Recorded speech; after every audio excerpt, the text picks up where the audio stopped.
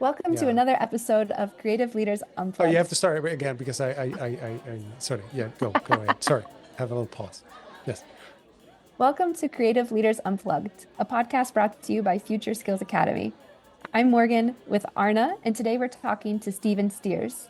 Steven Steers is many things. He's a multi-hyphenate, a storyteller, a salesman, a musician, a traveler, but he is committed to bringing his whole self everywhere that he goes, and he focuses on being a human first.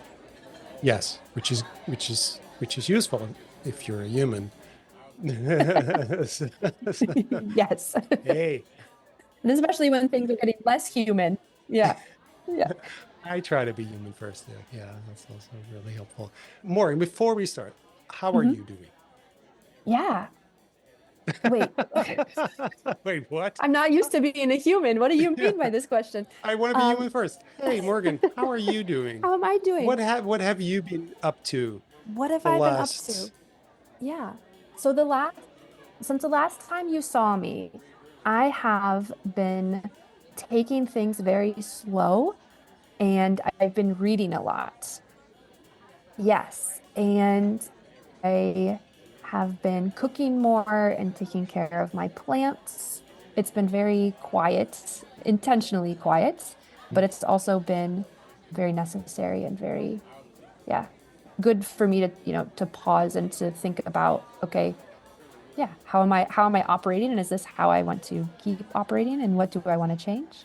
But then the stories have been my escape from reality to What live have in you the. been what have you been reading? Yeah, so lately I've been reading a lot of fiction books. There was one that I just read about a Korean lady who opens her own bookshop. There's another book that I just read. I'm looking over at my table of books. There's one called Romantic Comedy, which is about a comedy writer who has a reluctant relationship with a pop star. She doesn't want to be in a relationship, but somehow he charms her, and it's very funny.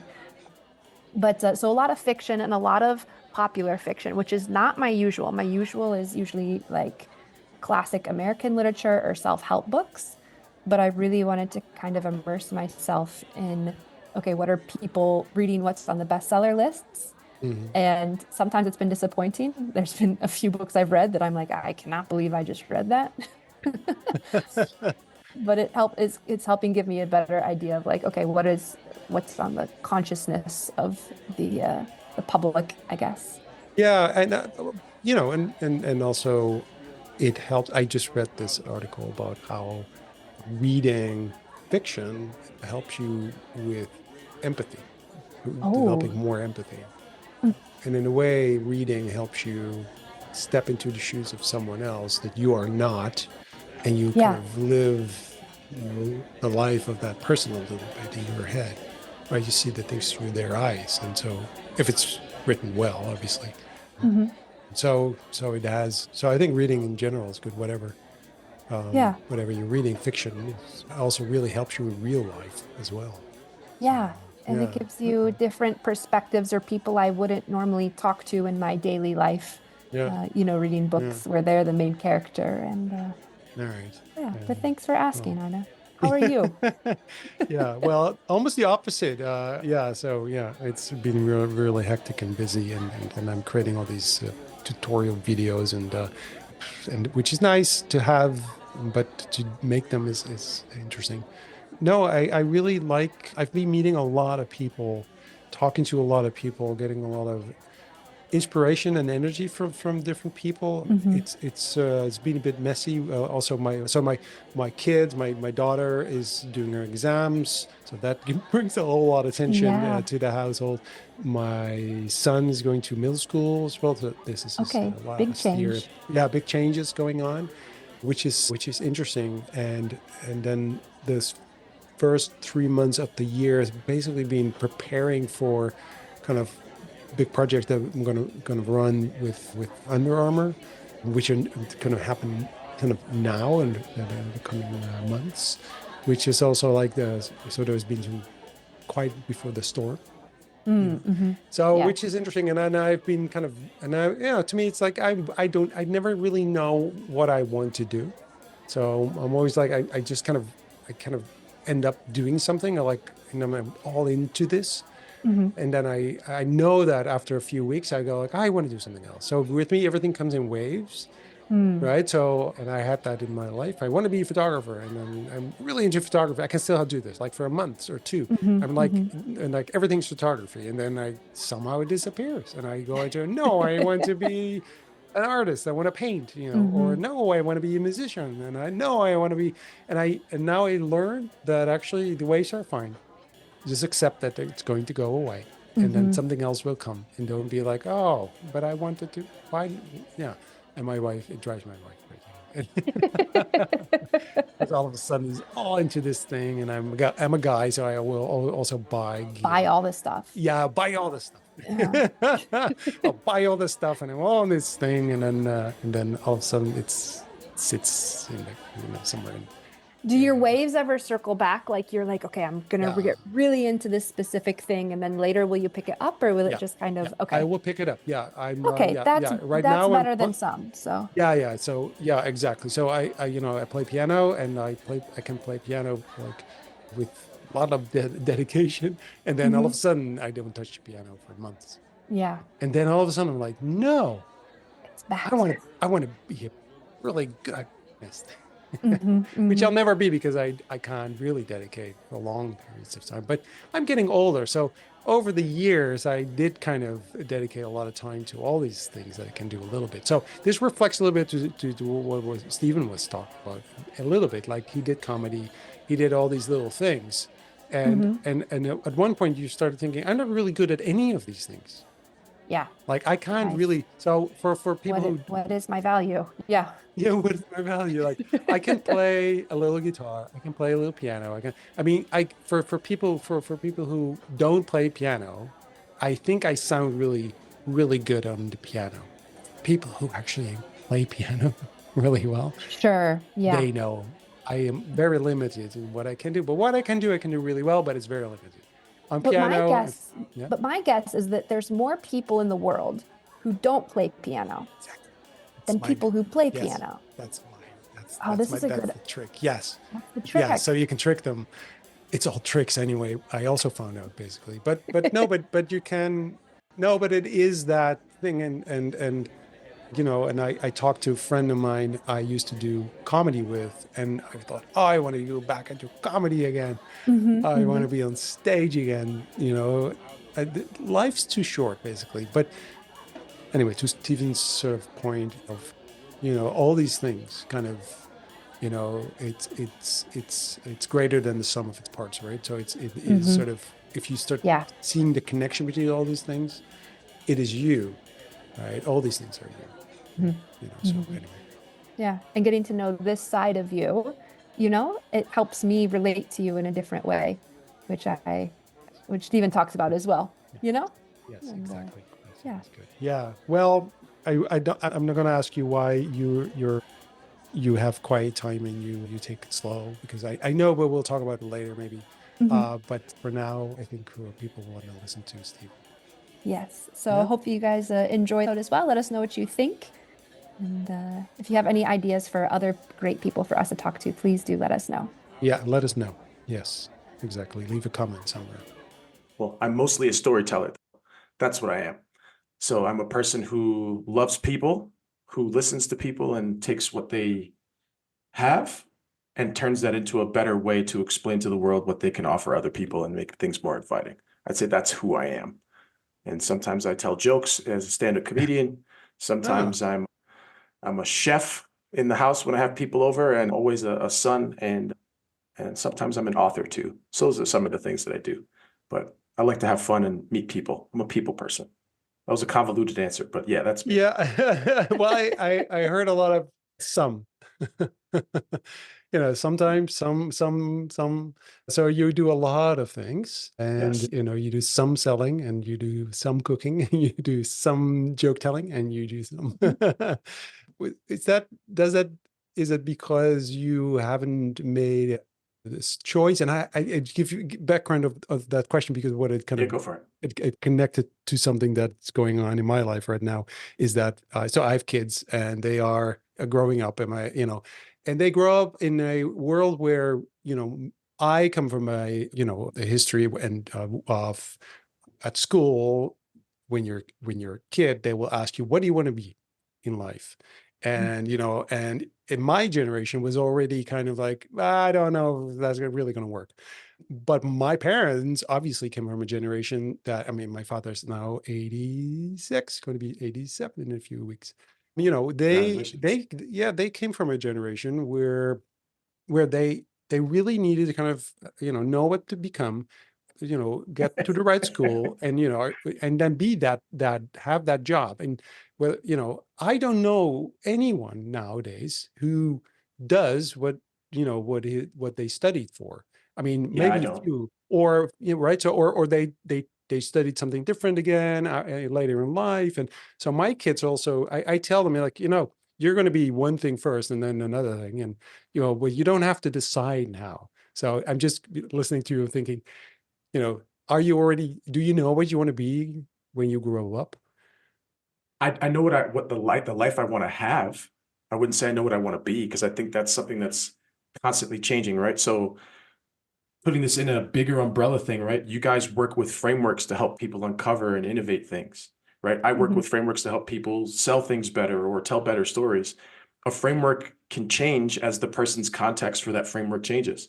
So I could come into your workshop with one very strong mindset about, hey, this is the way it works. And then once I work through it, it's like, hold on, I didn't think about this. There's a thing to change. So I say that all to say, I'm some of this, I'm some of that, but the sum is a huge, the sum of the parts is greater than the whole, or whichever way they say that expression. But I Yeah. think I have so many varied interests that when you ask who am I am all of those things. I'm not just one thing, because that may change tomorrow as far as like that one thing, but all those things together will certainly be a huge part of me in everything else that I do. And so a large part of like what I put out to people and kind of how I want to approach the world is who you are is the most interesting thing about what you do.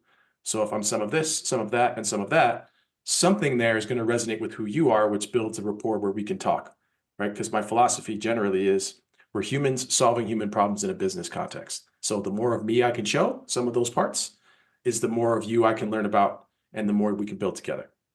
Mhm. Yeah, and I totally agree with you. And I think I'm the same, but I also hear from a lot of people, not just only young people, but I think young people in general. Thank you for saying I'm young. I appreciate that. Yeah, well, I wasn't talking about you. I was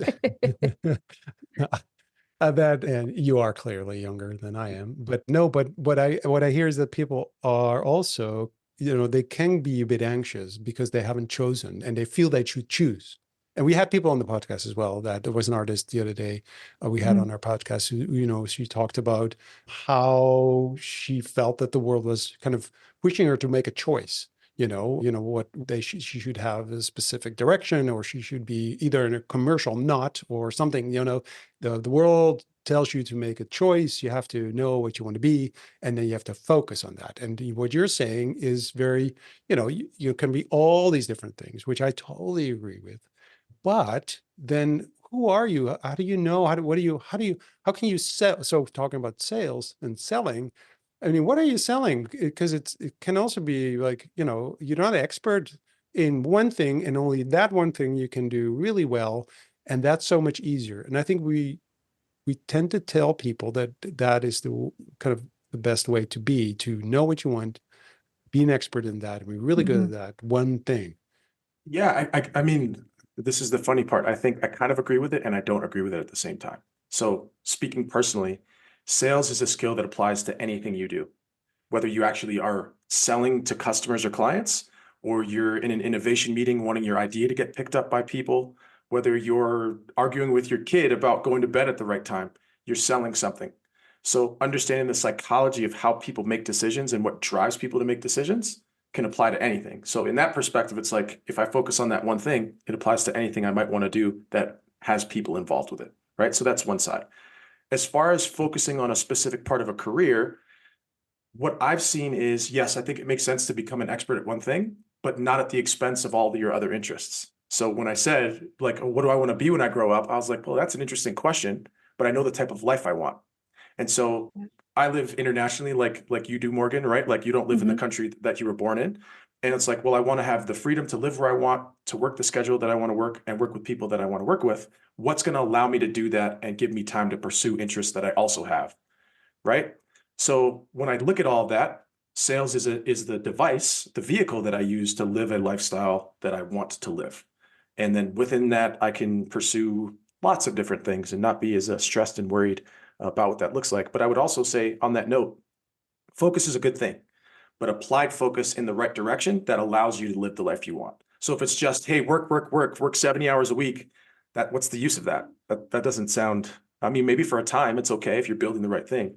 But I think a lot of people get stuck in the whole, I have to do this one thing forever, and that's going to be my whole life, versus how do we get you to a place with that thing that we can use that thing as a springboard to all the other things that make you the most interesting person in the room. I still hear that you have what, so I'm just kind of thinking about, because I'm reflecting on this for myself, like, what Yeah, am go I for it. doing? What am I doing? And that, yeah, how does that work? How did you get the, I have a question. Do you have a question, Arna? No, I just don't. Okay. How did you get the confidence? Because, when you're saying all this about yourself and, not one at the expense of the whole and things like this, it's like, oh yes, this is such a nice philosophy, sounds good, but then to actually live in that way, of course, is a whole nother matter. But have you always been this confident, like, yes, I'm a multi-hyphenate, I'm going to bring every part of me to wherever I've been? Like, have you always had this confidence? Of course not. No, not at all. Oh, thank God. No, not at all. Zero. Like, and I guess here's another thing, like as a creative person, right? So I went to Juilliard as a kid for percussion. Like I played music most of my life. I'm a comedian. I make music and art stuff, like stuff that, you got to be pretty vulnerable and get in that headspace to have. And sometimes you're not confident with sharing the things you make. Like that's part of being creative. So no, Yeah. by no stretch of the imagination have I always been like, oh yes, just go do it. Like, no, that's not how it works. Though I think so in my case, right, specifically, I think this big change happened probably about within the past 4 to 6 years. So like when I started working remotely and I could go to places I was curious about, that's when I started to really open my mind up. So as a quick example, like I started working remotely in 2017. So like that was weird back then. I was a weirdo. Like you don't go to an office. I was Yeah. like, no. And then like I could travel and it's like, you're where? You're in Greece? Really? For work? And I was like, well, no, but I'm working. It's like, how does that work? Like people just didn't get it. But one thing I noticed whenever I would travel to a new place, I'd have to start over every time. So I have to find the co-working space, find the coffee shops, find the bars, find places to hang out, make friends. I have to continually do this. And once you're kind of confronted with that, you have to ask yourself certain questions you may not want to answer. So that's the I don't want to say the dark side, but the other side of like having all this freedom is like, man, like who am I and what am I doing? So once I started asking more and more of those questions, COVID happened. And then was stuck in a place. And I was kind of like, what life do I want to leave and lead? And then when you look at it, there's a framework I heard that says it's beliefs, choices, and results. If you look at your results and don't like your results, you have to look back at the choices you make. If your choices, you find gaps in those, you need to look at what you believe. And it was very clear to me that what I believed about like just going to and working your ass off and doing this stuff wasn't the right thing. And so in that kind of malaise that everybody was in during that time, I took a huge risk. And I was like, well, I'm not doing well here in New York. This won't be the environment for me. I'm going to leave and go to Mexico. So I moved to the beaches of So you moved to Mexico during COVID. I did. In August of 2020, I said I unsubscribed from New York and I just jumped out. And it was obviously a big risky thing to do. Didn't know what would happen. Didn't know if I'd ever see anybody again. Like nobody knew anything at that point. And I was just like, well, I have to bet on myself, because when I asked the smartest people I knew for advice, like, hey, I'm building a business. I don't have any debt. I don't have a mortgage. I'm not married. I have no kids. What would you do in this circumstance? Everyone else was like, I don't know, man, I'm just figuring it out. So nobody had advice. So I had to make my own advice and follow my own advice for what felt authentic and what I thought would give me a good path. And by making those small bets on yourself, you gain more confidence over time. And so that was a big one. It was a scary one, but I was like, here I am. And at least the beach is here, and I've survived, which would certainly help. But I'd say it started with just when I asked for help, there wasn't help. And it was like, all right, I'm going to make this choice myself and just see what happens. And so far it's worked out. But yeah, results, choices, and beliefs. And I had to change what I believed. And I had to ask myself really hard questions I didn't want to answer. Sometimes I'm grateful I went through it, but I never want to go through it again. But I think that's the thing I would say to anybody is just you have to ask yourself those really tough questions. And that's going to give you a lot of clarity on what decision you should make and probably what direction you should go in. And that's the story of my life. Yeah, Yeah. I do recognize that. And one thing that I actually have every now and then, by the way, when there's a big transition, and so for instance, COVID was, or Huge. yeah, and that coincided with me leaving my previous company as well. So it was just like, so I had this Mhm. moment of, oh, I just left the company that I founded, and oh, and now there's a lockdown. So good Yeah. timing, I think. Hmm. Yeah, that was really weird. But every time that's a feeling of that kind of, I don't know, I have quite often, I should say, is that because I am also someone, I can't build things. I can't put things like physical things together. I'm not an engineer. I have no idea how to really do things, really. I basically talk. So, which every time, yeah, but it's serious. So when I am in that moment, I go like, what am I going to sell? How am I going to sell myself? Who's going to pay me for doing anything? I have that quite often. Like, why would anyone pay me to do anything because I can't do anything?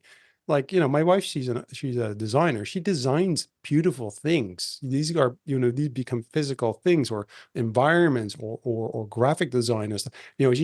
She can do things. I can't. I can talk, and which is so, if you think about it long enough, and in those moments where there's nothing in front of you, you're like, but when then how do I make money? Because and I actually do have a mortgage and kids, and which complicates things. I can't go to Mexico. I want to go to Mexico. I can't because my kids don't let me, you know bastards.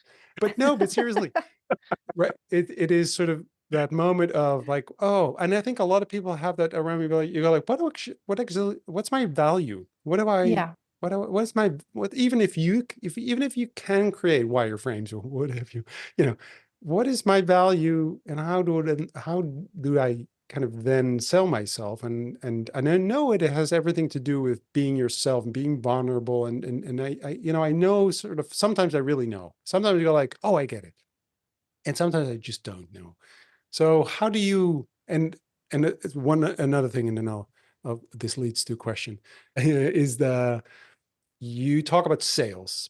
In Mhm. my world of design, sales is a dirty word, Mhm. which I don't agree with, by the way, And for good because reason, though, in some ways. yeah, no, but it's interesting to kind of, do talk a little bit about that, because I think that it's somewhat misguided, and it's there are reasons for it, for sure. But Yeah. it's like consultancy, by the way, being consultant also, which is to me also always a difficult word to use, because then the world of design, people are like, you know consultants and sales, as if they don't sell Yes. anything, right? That's Of course. that's what makes it hilarious to me Yeah, too. yeah, of course, but there is Yeah. something there. There's tension, and I'm interested in the tension of that, because you do kind of position yourself as being in sales and selling things, and that's sort of part of your language as well. So anyway, just a reflection on that, and also which connects to what's your value in selling yourself, because a lot of people in the world of design, a lot of freelancers out there want to sell themselves, right? They want to make money, they want to sell themselves, or if it's not money, it's other things. But so what are your What do you do thoughts? there? Yeah, tons of Yeah. thoughts there. And thank you for the question. You had something to add there, Morgan? No. Okay. So I think sales has a bad rap for a lot of good reasons. People are pushy. People are trying to get people to buy stuff they don't need just for the sake of making a commission. And I've been on the receiving end many times, right? Like we've all been there. Mhm. I don't want this. Leave me alone. So I'd say the first thing is where I say I'm different and what I want to put out in the world is I help people tell the stories that get their customers excited to buy. That's the whole thing. So I want to make it human first. So like, I'm not a pushy seller. I am in sales, but more than anything else, my mentor says it really, really well, is that we don't sell, we open doors for people. So as if you're consultative in the way that you talk to people, the first thing that you outline is like, hey, like, so I'll give you an example. One of the things I teach is a calling framework for like discovery calls. So you book a call with someone. How do you run that call in a way that makes sense and is valuable to people and doesn't feel salesy? So I have a script that I help people to use, and I have a method called OCGC, which is opening, creating the gap, and closing. And one of the key pieces to doing this is setting an agenda for people. So I'll give you a quick example. So, hey, Arne, hey, Morgan, I have a really light framework for today's call. I want to learn a little bit about what you guys are building. I want to share some about us and what we're working on. And if there's room for a conversation for us to have about working together on anything we discussed today, we'll set up some more time for that. Is that okay? So now what did I do here? I set expectations. And if there is room, means if there's not room, I'm going to let you know that there's not room, and there's no pressure to buy anything. We can just talk to each other. So I'll tell you, I get a lot of emails and LinkedIn messages saying something like that. I do. Okay. Yeah, something like that. Not exactly like what you're saying. That you. Well, this is on a phone call, not in a message. But no. I know that. Oh no, it's different. It's different Yeah. when you talk to someone. No, it's totally. So there's a big difference.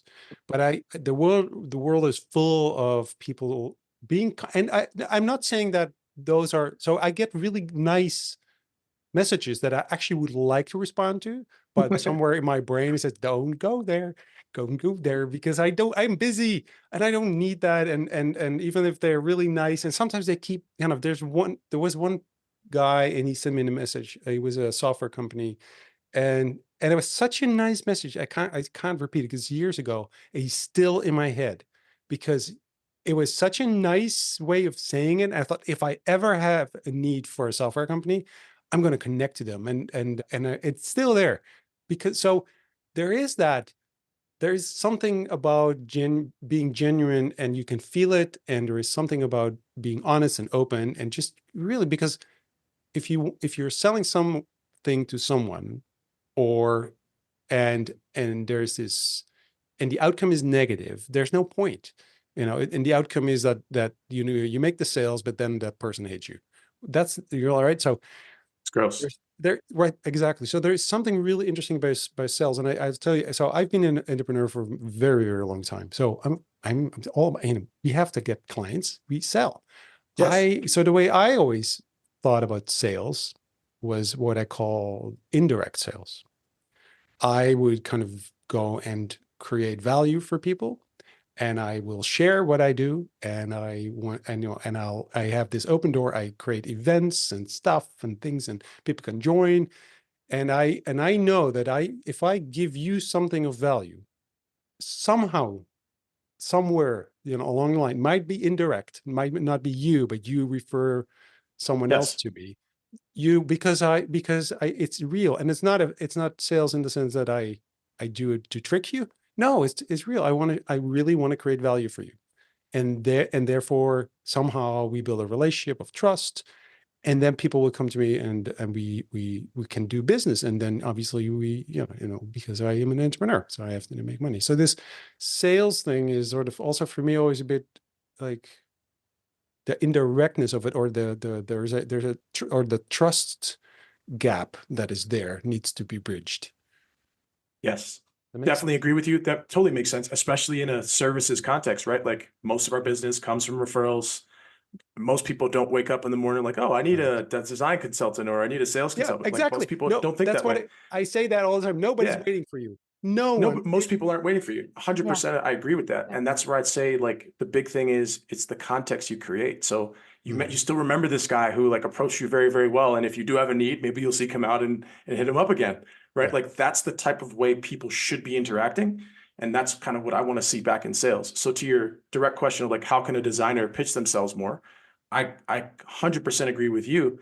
Add more value to the marketplace. What's the conversation not happening around design that you have a unique view or lens on, and how it affects the outcomes people who would hire you are looking for? Start there. Everyone thinks it's always like, oh, you need design services. Hire me for design services. Let's hop on a call. It's kind of gross. Yeah, Like so the that's maybe the thing that sort of like the people who I am attracted to are people who give me something of value. Can be something small, yes, can be something funny, can be something Mhm. little. They go like, yeah, they gave me something, yes. and they don't ask. That's not the first thing. They don't. It's not the first thing they do. They don't ask for something. They give me something, Mhm. right? So to your point, some knowledge, and obviously, I mean, go on LinkedIn, and it's like there's so many So consultants, noisy. so noisy. Yeah. People are going Yeah. like, here's my point of view, here's my article, here's my PowerPoint presentation, here's my thing. But still it is sort of, that is the sort of the way, if you do it really well, because it's noisy, right? So So noisy. how do you then kind of position yourself, in between all that noise? I think that for a lot of people, that's really difficult to do. If you want to be an entrepreneur, if you want to be a freelancer, or someone who's not part of a larger organization, so you don't have that communication power, Yeah. how do you do that? And I've also held back sometimes because I don't want to just add to the noise unnecessarily, but I know that it's also okay, I need to start using my voice and sharing things with people. Yeah. But then how do I not add to the noise necessarily? And exactly then what Arna's also hitting on, like what's the This is a distinguishing question factors? I struggle with today as well, right? Like just see how much stuff people are writing, it's AI writing it. It's like what's the value of putting my voice out to this? And Yeah. so I'm kind of turning a corner on it where it's like, no, I actually have a good perspective. I've done research on this. Like I wrote a book on a couple of things. Like I kind of know what I'm talking about. And I've been getting questions from people. So maybe I should answer those questions. Now, that said, I think that's a good and strategy. So content's good. You should probably be making some, you should be publishing stuff. Totally go for it. But last year around November, I had like one of those down days an entrepreneur has. You're just like, I'm burnt out. Yeah. I've worked as hard as I can on this and I don't have the results I want. And I just started asking really hard questions to myself again, as I do Mhm. when I'm down in there. And then I started going over my business and I started looking at every customer I'd won over the past like 2, 3 years, how much they paid me, where I got the customer from, like what was the acquisition channel, did I enjoy working with them, what we worked on. And I just went exhaustive through the entire portfolio of clients I built. And it was like really clear who I was targeting wasn't the people who were paying me. So that was a big gap. I was Ah, like, oh, okay, that's interesting. Who I really enjoyed working with also wasn't who I was targeting. It's like, huh, this is mhm, interesting. And then when we started to look, it's like, where did I get these customers from? It Mhm. wasn't from the cold emails. It wasn't from the LinkedIn stuff. It wasn't from content. It was from podcasts and it was from speaking engagements. So when I saw those two things, again, some people don't like speaking in front of groups. I don't think you guys have that problem with facilitation, but I was like, well, so I'm going to still do cold email because research says that for every dollar you spend on cold email, you get $47 back. So might as well have that running in the background as an and Yeah. strategy. If ah, you're doing LinkedIn, you should be doing it because if something turns over, why not have it? But the strategies that I'm mostly focused on is how do I get in front of a group of people that mhm, are relevant to me, and especially if you're a service provider listening to this, you want to think about, as Arne mentioned, no one wakes up looking for you. They come to a realization that they're in so much pain that they're like, all right, I should probably talk to you. And what yeah, that means is we need social proof as people who are in professional services or design or mhm, other things. And someone needs to vet us and bring us to an audience. So in my Mm. case, especially since I'm working in sales where people already have no trust for salespeople, right? It's Yeah. a it's a big uphill battle. If I can get somebody else to vet me and say, hey, here's a person you can talk to, it Mhm. automatically establishes a higher baseline trust than if I Yeah. just sent you an email or you saw a post of mine. yeah, Yeah. yeah, So that's one side. The second side here is maybe you guys agree, and a lot of people listening might agree. We probably don't need a lot of customers to do very well. mhm, And so I want to change the narrative around volumetric. Like most people are like, oh, Yeah. send 10,000 emails a day, you're going to get a customer. It's like, yeah, maybe. Yeah, if you have that many leads to burn, go for it. But I'm more looking for that human side. So if I can get in a room with people and you meet me and you hear me talk and we can have a conversation, there's a much higher degree of trust there. And you're like, I've met this person. I'm willing to have a conversation with this person and mhm, open up about some of the problems that are happening in my business with this person. yeah, So I would say for anybody, if you are a service provider, optimize your funnel for being in rooms with the people who experience the problems that you help with, because yeah, you're Mm. automatically someone who invests in that community and wanting to solve those problems. Now, when I follow you on LinkedIn, I've met you. I can look at your posts as a peer and as a friend instead of just some person who's trying to get me on a call. Right. And if I met you, we can book a call in context because it's like, oh, did you like that talk?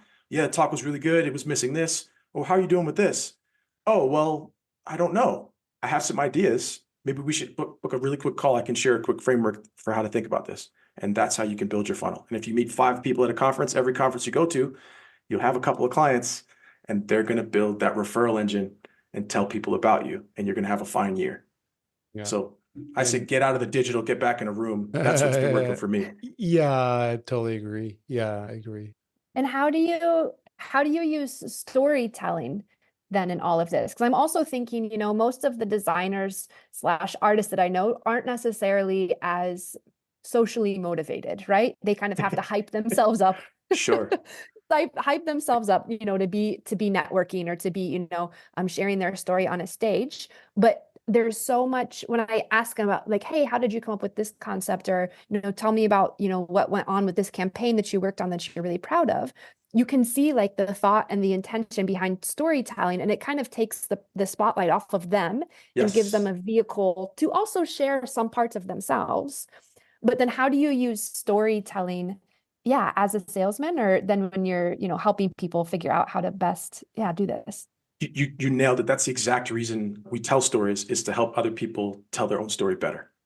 So if you're sharing something about yourself, it should have a point and a purpose to help somebody else see themselves in the action. This is a quote I love. I read about this in the book. It's by a guy named Horace. It says, you need change only the name, and the story's about you. That's why we want to tell a story to people. So the first thing I would say is there's a framework I write about in the book, and I'll just give it to you guys today for anyone listening. There's 4 questions you should ask before you think about telling a story. The first is, what's at stake? So we want to think over the big overarching picture that, in a business context at least, we'll give the example of what's happening in the industry with the people that you serve that they need to be concerned about or are concerned about. What's the big thing that they're like running down? Example would be like AI. Everyone's talking about AI. Is it going to bring us this business utopia, or is it going to completely destroy markets and take jobs away? Nobody knows, but everyone's paying attention. So, right, how does AI affect this industry? After we understand what's at stake, we can then go a level down, is what does our audience, our prospects, whoever we're working with, want to learn or achieve about what's at stake? So how to leverage AI as a designer or as a design firm to achieve X outcome, right? Like be able to label some of the things that people might want to learn about at stake. Basically, like, what does success look like if we manage this thing that's at stake well? The third thing with storytelling is, how do you want people to feel? So I know it's really fluffy and kind of strange, like, oh, feelings, but I'll share why it's important. 95% of decisions are made subconsciously, which means our animal brain makes the decision to like a person, to work with a person or otherwise, and then we back into that decision with that remaining 5% of logic after we've emotionally decided about it. So if you're able to architect how somebody should be feeling about a thing and labeling the emotion you want people to feel, you'll know which story would potentially work well to get them into that emotional space. Finally, once we've done all that, we want to ask, what do you want people to do next now that they know this information? And this is where most people just completely fall off. How many times you've heard a great story that just went nowhere or had no point? If you can answer these 4 questions, now you're able to tell a story that could work. And so you might be like, well, what story is that? And I'll tell you, there's 3 types of stories I recommend that people use. You already have all of these. If you're a designer, if you work at a meat manufacturing plant, whatever your thing is, you have these, and they're very much uniquely your own, even if we live the exact same life and do the exact same thing. And that first is your mission. So if you're a designer, what made you want to become a designer? Or what's your well-known trait? Are you really stubborn, like, about your designs and the colors? Like, where did that come from? Tell me that story and how it relates to the results you help your clients to get with the design you make. The next would be your vision. This is probably more in the realm where you guys play, where we're talking about innovation, is like, what's the big thing we're pointing towards? As in, what does it look like when your mission's complete, right? Tell a story, sell a vision, help people see themselves in some big thing that they can lend their skills, time, and energy towards. So tell stories about the vision, the thing you want to build. And then finally, the most human side is your milestones. So think about this as, what have you been through that's been really relevant to how you design your concepts, or what informs those things that you put out? You can also tell that for other clients you've worked with. They came to us with this problem. Here's how we were able to help them, and here's where they are now. Those are the types of stories you have, and if you run through those sections, you'll know what story to tell. And then you can also tell in a way that's passionate, right? Like you don't want to just be like, I make designs. It's like, oh, but I love colors, and here's why I like colors. I spilled paint all over my bedspread when I was 4, and it ruined my favorite toy. But once I started rubbing it around and trying to take the paint off, it turned into this whole new animal, and then I let it dry, and then I repainted it every year. Here's the pictures. And this is why it's really important to refresh your website every 6 months.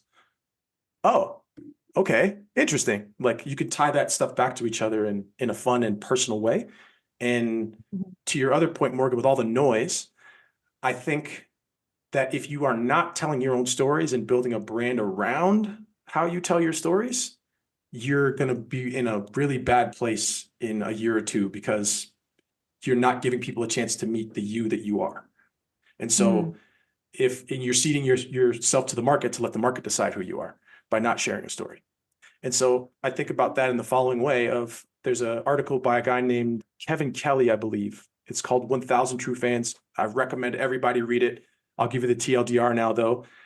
You only need 1,000 people, no matter what you're doing, to have a very successful business, right? So if we think in smaller economies, like versus working with millions of people or having millions of followers, I can't even wrap my head around how much that is.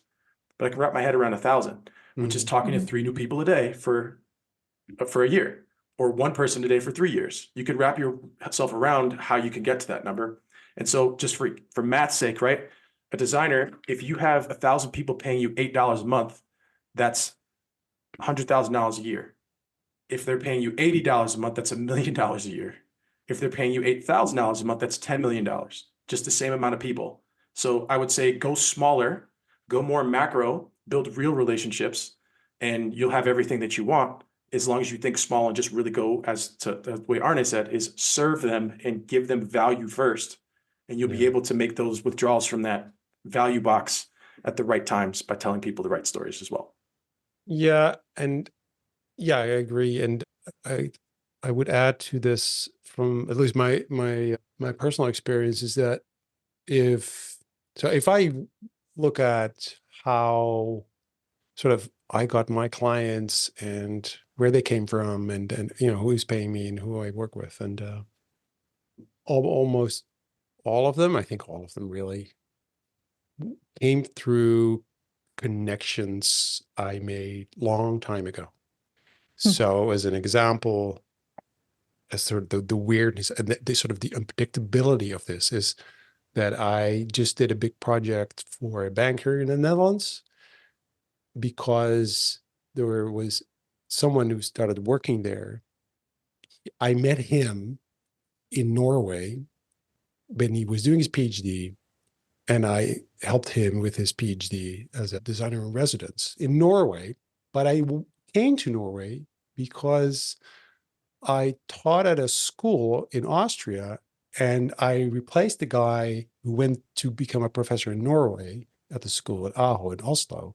But I started teaching in Austria because I did a lecture in Finland, and there was a guy from the school, Mark Stigdorn, in Finland who saw me. And so you draw these lines, you go like, I could never have predicted that. Then I started working on this big project at ING Bank in the Netherlands. So my tip was always be kind, be kind, be nice, be open. Don't go like, don't worry about, if you sell something to someone straight away. Be kind, listen to people, share real things with each other, be open and kind. And then, you might even make friends because a lot of these people became friends, also. And so you talk about feelings and that is fluffy. I think I agree with you. It's all about feelings. Of course it is. Because you work with the people you trust. You invite it because the guy at the bank invited me because he trusts me. And he's like, and he didn't know anyone else. And I was like, I know Arne. So because we know each other, so, and especially when you're in innovation or in business, it's a sensitive thing. You work with the people you trust because it is about your livelihood, it is about your career, it's about your money, it's about whatever, it's an important thing to you. And so you work with the people you trust. This is why a lot of people in business, started working, work with family as well. Family comes because these are the people you trust, and Yeah. they're, whatever they're good at and bad at or what have you, but that you can trust them. I think we have a big trust gap usually. Same with businesses and customers. There's this big trust gap. Trust is, I think, the big new thing, especially with AI, where you go like, is this real? And all the fake stuff that's going on, right? Scary. Because Yeah. we don't know what is real anymore. We have no clue, which I think somewhere it might even be a good thing, because we kind of went to that we thought everything was real to now we go like, I think everything is fake. So to be quite honest, I'm like, I rather have that I go like, now we really have to do some critical thinking and think about what do I actually know, Interesting. instead of that, some of it was fake and you knew it, but you weren't really aware of this. And You I just think thought now, everyone looked that good on Instagram. Yeah. yeah, exactly. Yeah. It's just me. I'm the only ugly one. Yeah. But no, seriously, right now, I think young, like with my kids, they grow up in a world where, I love working with Midjourney and stuff, like making photos and pictures Mhm. and images and stuff. And for them, that's like, yeah, to me, it's like, what's going on?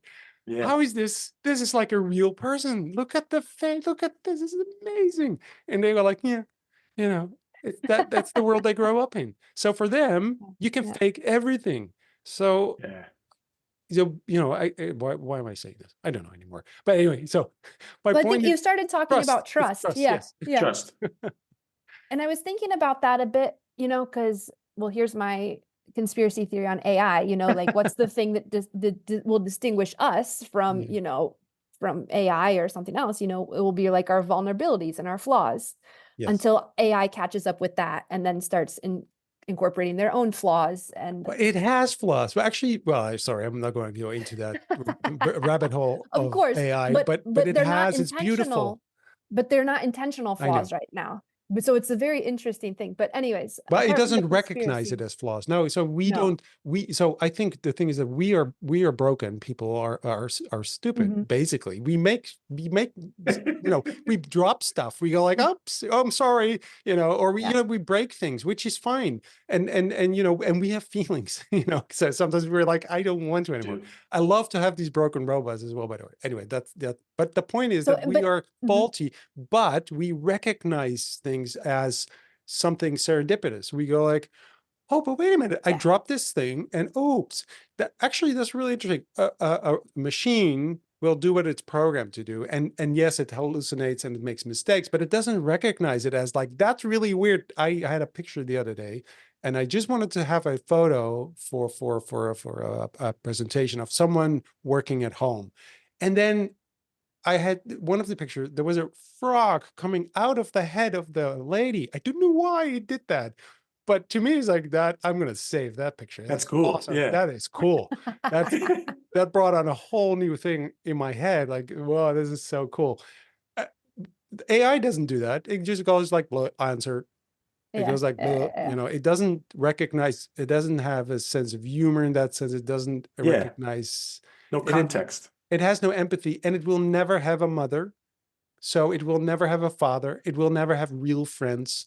It will never, it wasn't born. It doesn't have history. It didn't go through a, different stage in life or whatever. Childhood trauma. Yeah. Childhood trauma. It will never have that. So we Yeah. have that, so it will never be that. It can't.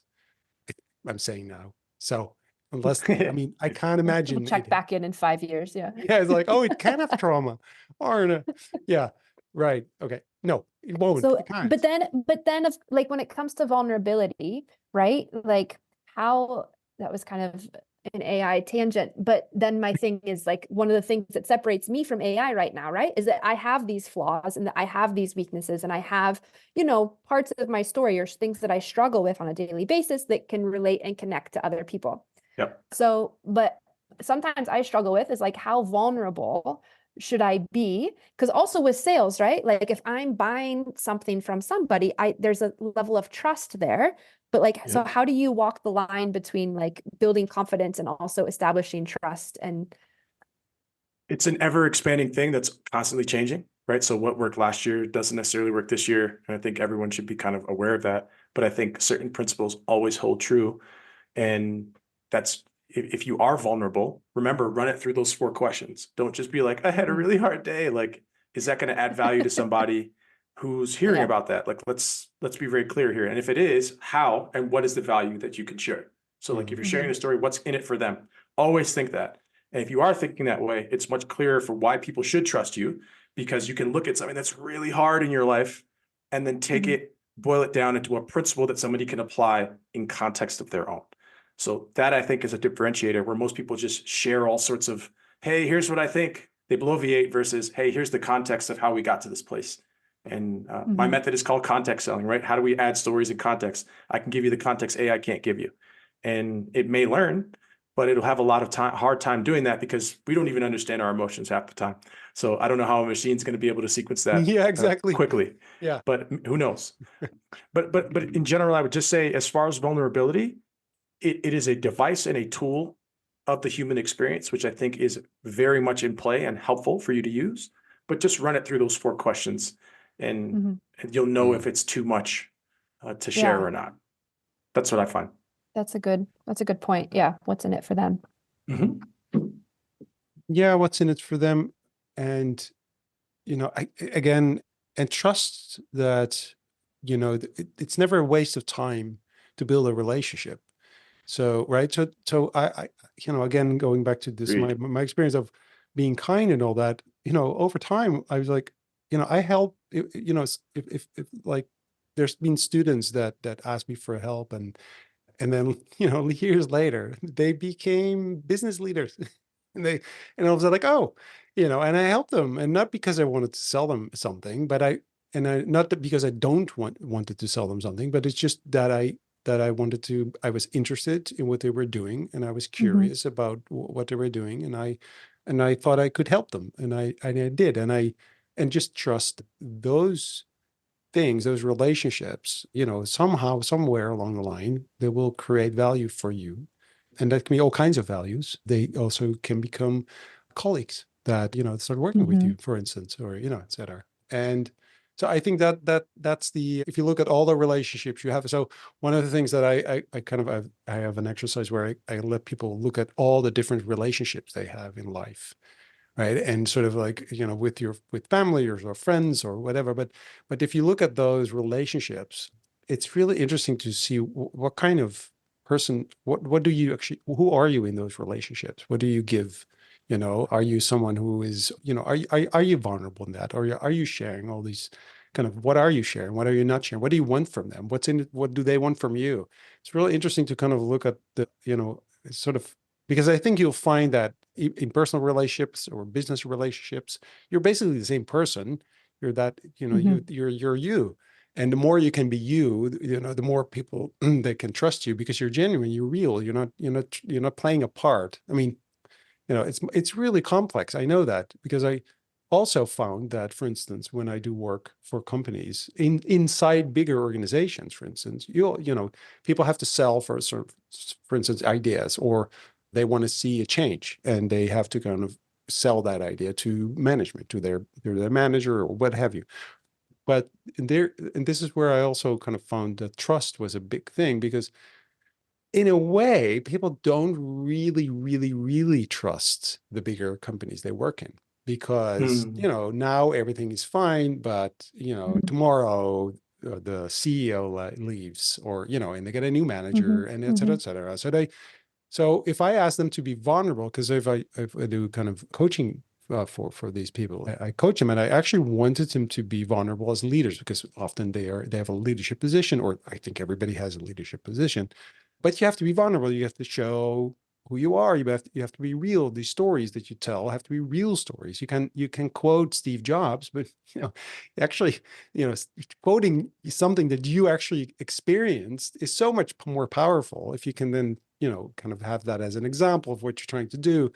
It's great. Absolutely. But I also noticed that people said, well, there's a point where they say, I'm not going to share everything because I don't want them, because they might use this against me. Hmm. Mm. Literally, someone Mhm. told me this. And I thought, Yes, oh my yes. God, yeah. Because if you're part of a big system, you don't really trust that system. So you get into a bit Yeah. of a tension there where you go, how do I deal with that? I don't know. Yeah. How much you're feeling about that? Yeah, that definitely makes a lot of sense. And it's certainly complex. I think it comes back to those four questions. I think that's like a nice framework for me to just kind of guide, like, what am I telling people? What am I not telling people? And what's the point? So if you are just unburdening yourself with something really vulnerable, you're putting yourself at risk because somebody can find something to use against Hmm. you. But if it's Yeah. like, hey, this is something that I went through, here's what I learned from it, and here's how we're using it in this context, it can kind of take the sting out of it being something that somebody could use against you because you've acknowledged it exists, you've created the lesson and pointed it in a direction of use for others, which I think is a different context. So that's ownership of the moment of the story Yeah. and then applying it to how other people can use it. Yeah. But again, like it's definitely an art. People are an art. Mhm. They're quite the difficult variable to deal with in a lot of situations, especially in large and embedded systems where people are following the universal law of self-preservation. Yep. Very, very difficult to navigate. But again, I think we all strive to just be one person, the same person we are at home or in business, and we could just be ourselves in whatever way that exists. And I think if you know what stories define you as a person, it's much easier for you to find the people that you relate to and who you can trust and who you should. Yeah. Yeah. We should be the same person. But yeah, when it's sort of my conspiracy theory is we somehow tell ourselves that a job is a job, and you have and then you have your life, Yeah. so your work life balance, and then life is, and then you leave your job at your job and you go home, but you don't. No, That's that's not impossible, true. You're right. It's impossible. especially not as an entrepreneur. Well, Definitely. yeah, but Yeah, nobody does that. Nobody really does that, but it's something we tell ourselves. So if you're stuck in a job that you really don't like and you're unhappy, and so many people are, Hmm. they don't might not have the luxury of starting their own business and et cetera.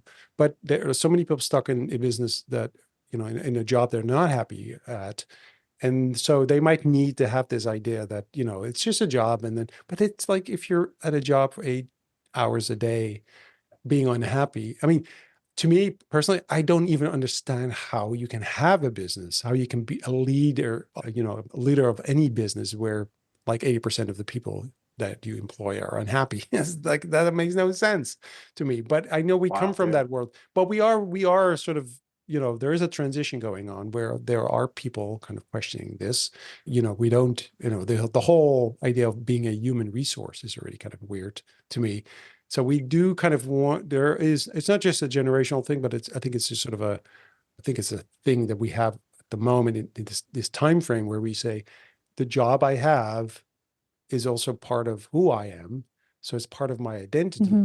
So, what do I actually do? How do I get value from the job, not just in money wise, but for me as a person?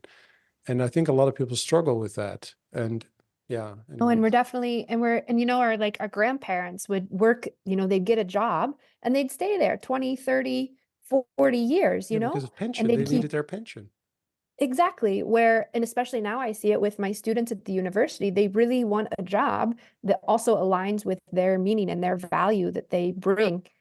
So if there's they're not going to work for a corporation that they fundamentally disagree with, where your other generations would be like, yeah, but it's a job. And if I don't take this job, someone else will take this job, Well, and yeah, exactly. And they might do, but then only like for a year or two, and then they go also, and yeah, leave. So yeah, to keep them so keep that talent inside your company is almost impossible nowadays.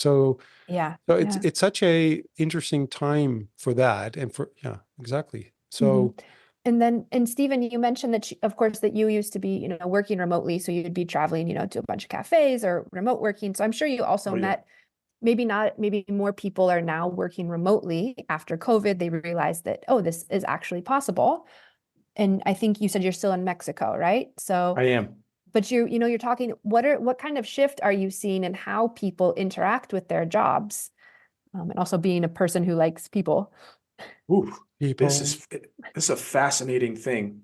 Like I was such a pariah for like traveling around and like being in different places. And once people see how nice it can be to live in other places and how much less cancerous the lifestyle it can be. Like, for Yeah. example, I'm a born and bred New Yorker. I'm actually a New Yorker from New York City, and that place is not my place. It's just way too intense. It's way too full on. Nobody's present in anything they're doing. They're always looking for the next thing to go to. And again, Okay. I was that person years ago. Mhm. And then when I went back 3 years later, I was like, man, like I've changed a lot. I didn't realize. So once you could see that like you can work really hard and have a very good quality of life for way more affordable money, Mhm. like it just kind of sells itself. So, and people are more amenable to that type of lifestyle in general. So that's a really nice thing to see. I think the other side of it is people are really starting to realize that they're going to have to work for a very long time. Yeah. Right? Because the economy is the way it is. If Yeah. you're going to have to work for a long time, why not work in a way that feels authentic to who you are and what you want, the life that you envision yourself having? So I think largely it is a good thing. Again, remote work's not for everybody because it's not for the faint of heart.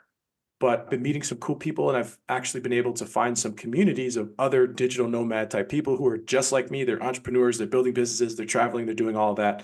And what helps with that is most cities where there are digital nomads, I have people in that network that I can link up with, and they experience life the same way that I do. And Mhm. it helps cure a little bit of that loneliness and starting over. But I think it's a good thing. The office is an arcane concept. It can work for some business models. If you could do it, go for it. But I don't think results equal results, doesn't matter where you are. And I'm glad people are seeing that finally. And if there's somebody out there listening who's maybe like on the fence of thinking of starting over, right? Whether like changing their job title or saying, hey, I unsubscribe from New York City, I'm going to move to Mexico. What advice or what like encouragement or tips would you give them? I would say, number one, do it and start small. So you don't have to just say, hey, I'm out, and then move and then see what happens. Take a 2 week trip to a place you're curious about and just live there, and like you would live there. Get an Airbnb, get for a little bit more time than you might spend normally, find all the cafes, do your research, and just see what it feels like to be there. If that feels good to you, spend a little more time if you're able. If it doesn't, go back to what you're doing. But I would say just test the water, put your foot in the water. We live in a time where you don't have to overly commit to it, which is, I think, good. So Yeah. give it a shot. The second thing is ask for help and ask yourself those harder questions. You only will make progress when you get rid of the nagging voices in your head that are questioning you. And if you can answer them and be like, no, here's why I'm doing this. This is what I'm doing. It just makes life a lot more clear. And so I recommend that for anybody. Again, it won't be fun, but it'll be worth it. I promise it'll be worth it. Definitely a good thing. And There's then I definitely would, fun along the way as well. that can be, if Just you, not again, if you have the, 100% of the time. yes. Yeah. And again, I think just the type of person I am, I want challenges. Like I think that's the human experience. I want to know, like, look, I surmounted this challenge. I wrote a book. Most people say they want to write a book. I actually wrote when I published it. Does it have errors? Yes. Could I have done better at things? Yes. But I did it. And most people don't do that. So like now I have a baseline of, oh, I have confidence, right? The I don't remember who says it, but they say to build self-esteem, you must do esteemable acts.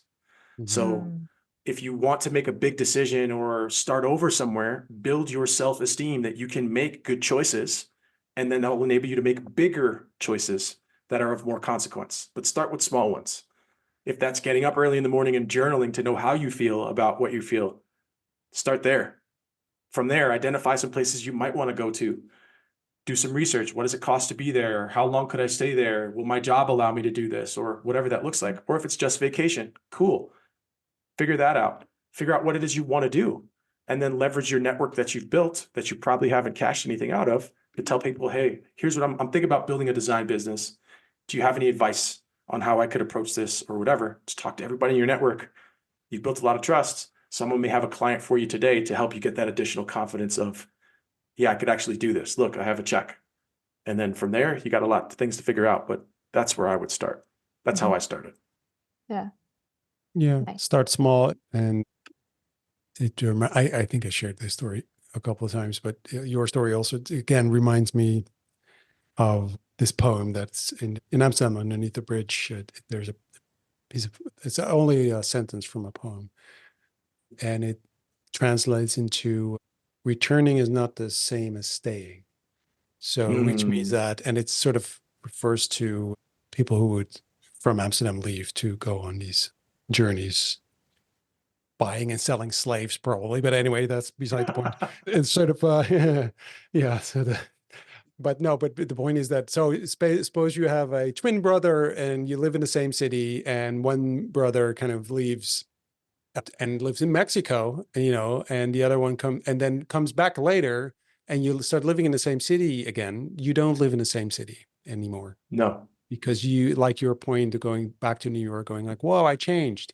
And you also recognize actually, where you came from. You can see it way better, because you went away.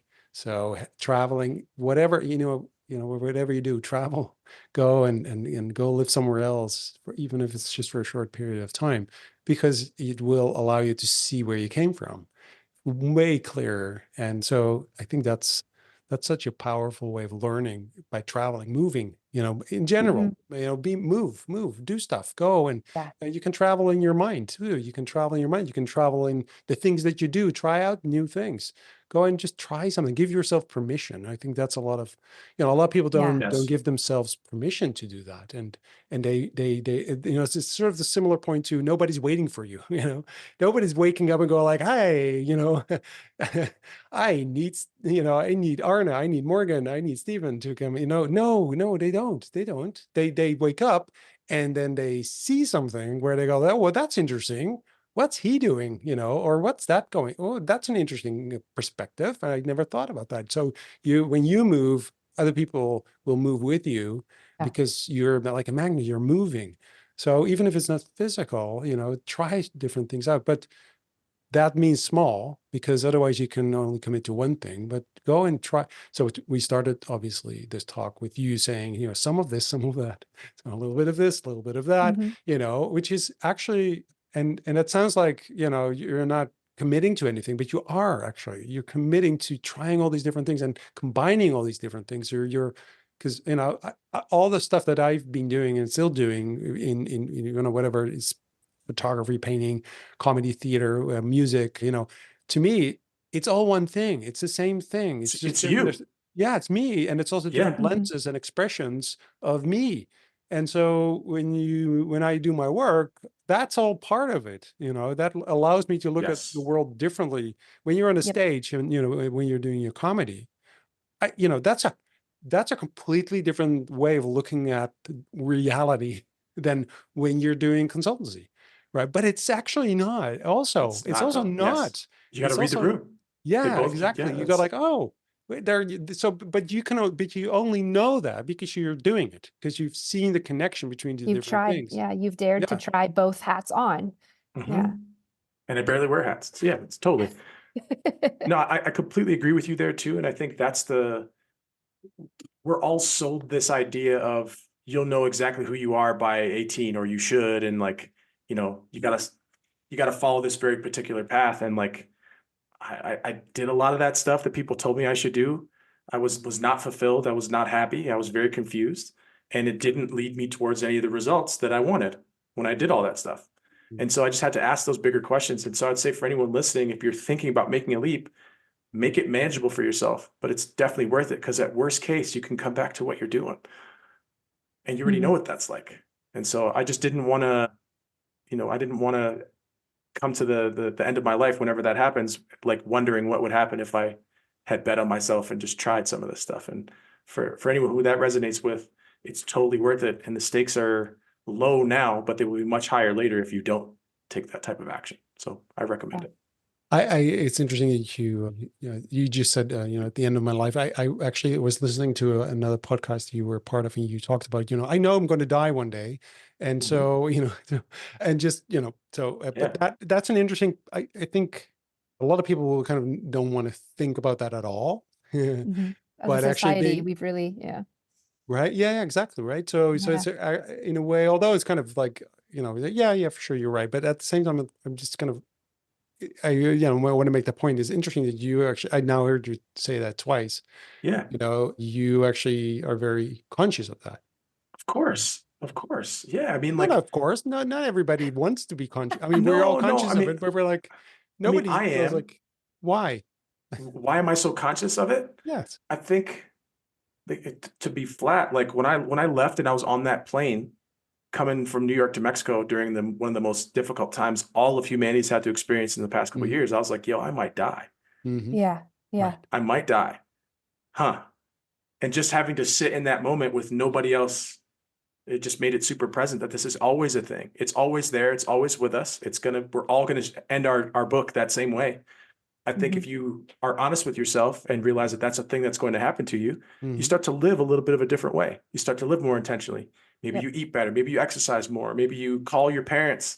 Like these are all things. And I didn't want to live a life where I'm not living it fully and giving myself fully to the people that matter and everything like that. So Yep. that's why I say it's important to realize you won't be here.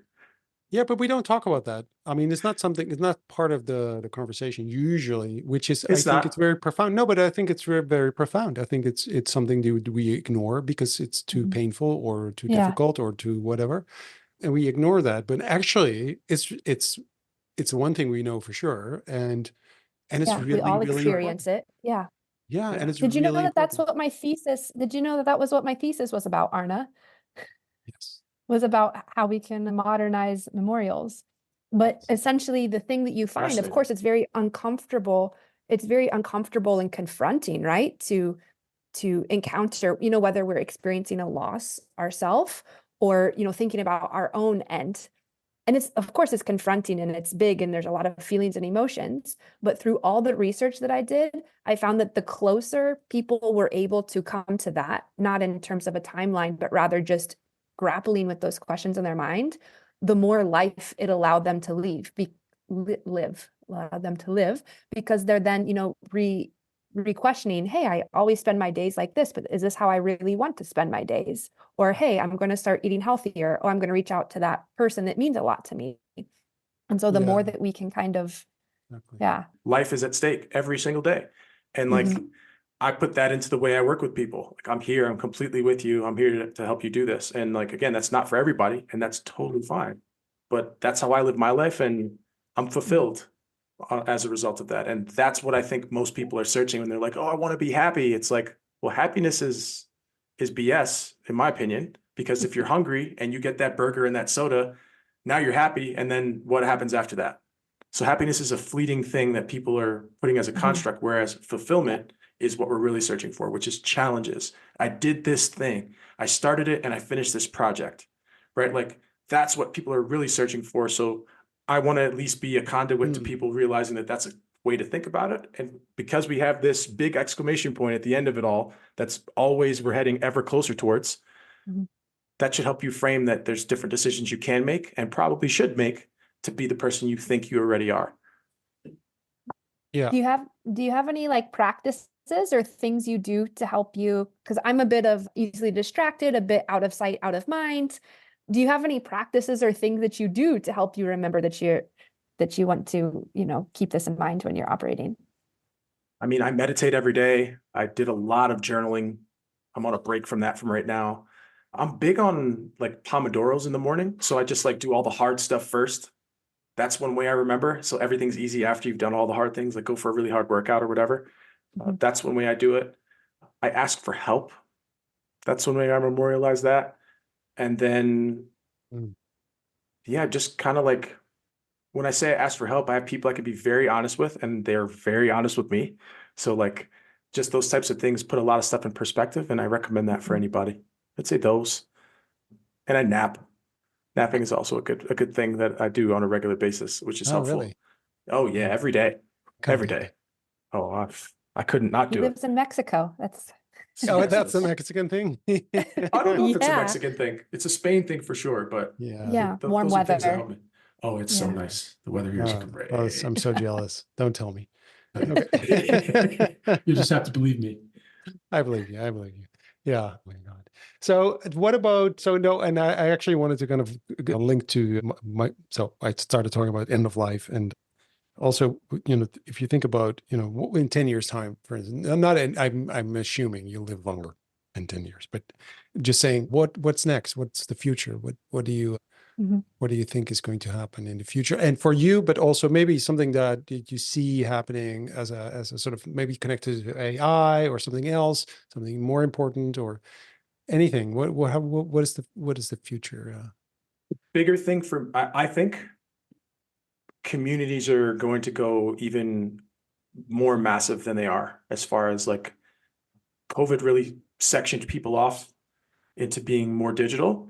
I think there's going to be a huge premium on getting people in rooms, that people are really going to invest a lot of time and energy and resources into being a part of, because they want that human experience and to be around people. So that's something I'm betting on a lot. And I think AI just still can't do that. As long as we're people, we're going to need to be around people. That's how we get our charge. So I think anybody in professional services or anyone listening, if you can curate really interesting human experiences, you can solidify your place in the market, and that's going to bring people towards you, because people have enjoyed your presence. They're going to bring more people who are like-minded, and that way. So that's something I'm definitely betting on. I also think that there's to your point, Arna, more like, because everything's fake, there's a big search for what is real. Mhm. And people are looking for ways to discern what that is. And I think, again, telling your story is a great way to help people see what's real, because a machine can't do it that way. So I think that's a big opportunity for people. And then those would be the two on business. For me, my whole goal here with consulting is to save up a war chest and buy into businesses and have a holding company that owns a series of businesses that I either manage or moderately operate. And then that can give me the lifestyle I want to live and make more content and write more books and make more music and be the creative that I want, because I've used my business skills to build a life of creativity. That's where I see myself in 10 years Cool. or less, All hopefully. right. Well, we'll be checking up on you. I love it. Yeah. All right. That's awesome. Thank you so much. Really, really enjoyed speaking to you. Yeah. Likewise, thanks for having me. Yeah. Thank you so much. Thanks for joining us. Thanks for Mark Bolick for the introduction. Shout out to Mark. Yay, Mark. Yes. Thank you, Mark. Yeah. All right.